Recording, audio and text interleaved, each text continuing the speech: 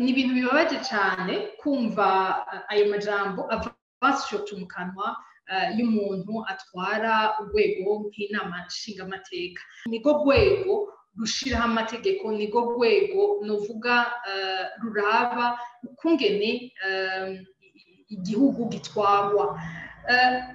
Bikababaza rero cyane nuko surtout yuko amategeko y'u Burundi uyaravye amategeko mpuzamakungu mbese n'ibwirizwa shingiro ry'u Burundi uno munsi biremanga yuko umugabo n'umugore bangana imbere y'amategeko.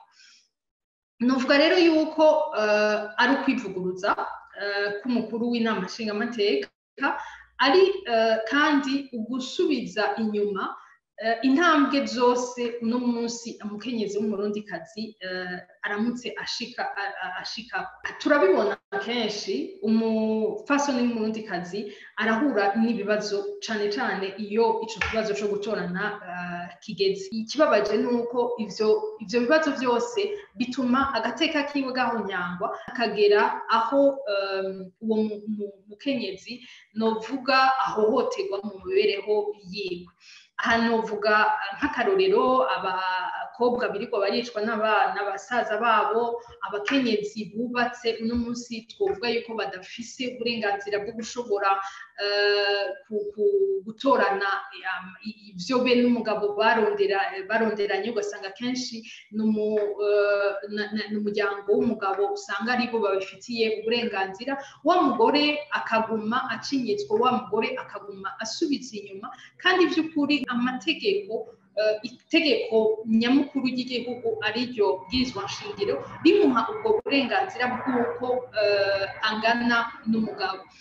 Kubura kw'ayo mategeko atuma uwo mukenyezi aronka novuga agira ikibanza kimwe n'umugabo, afita uburenganzira bumwe n'umugabo, bituma mu mategeko haba ico nokwita un vide juridique, hataba itegeko riza rishigikira umukenyezi. Ivyo rero bigatera yuko umukenyezi ahura n'amabi atagira uko angana mu mibereho yiwe. Uno munsi n'inzego ziraba ubutungane badashobora, bahuye n'ivyo bibazo, badashobora kugira ico novuga ingingo bashingiyeko, ingingo yemewe n'amategeko yoza vy'ukuri ikemura ivyo bibazo vyose. Mu bisanzwe vyari kuba vyiza yuko umukuru w'inama nshingamateka agize imana agahura nabo bakora mu butungane, vyari kuba vyiza nyabuna yuko bigira hamwe mbega ni gute ayo mategeko ashobora gutera imbere, mbega ni gute uwo mukenyezi ashobora kugira iyo accès yo gutunganirizwa mu mategeko, na cane cane mu bijanye gutorana. Nivyo ntitworeka kuvuga yuko imigenzo y'abarundi ari ikintu gikomeye cyane, ariko ntidushobora gukura ku maso yuko hariho imigenzo imwe imwe mibi ishira inyuma abakenyezi, ishira inyuma abarundi, kuko n'abakenyezi n'abarundi. Kandi uno munsi mu gihe twari tugezemo byari bikenewe by'ukuri yuko uwo mukenyezi ashobora gushirwa imbere, kuko yarerekanye kandi yama yerekana yuko ibikorwa akora ari ibikorwa bihimbaye cyane gose. Ivyo navyo bizoshoboka gute? Ivyo bizoshoboka yuko iyo nama nshingamateka yumva by'ukuri yuko hakenewe iryo tegeko, hakenewe kurandurana n'imizi ivyo ayo mabi yose ariko arakorerwa abakenyezi. Mugabo cane cane hakenewe novuga inyigisho ku Barundi kugira ngo batahure yuko uko kuringanira k'umugabo n'umugore, gutorana k'umugore bitaza by'ukuri bije konona imigenzo, bitaza by'ukuri bije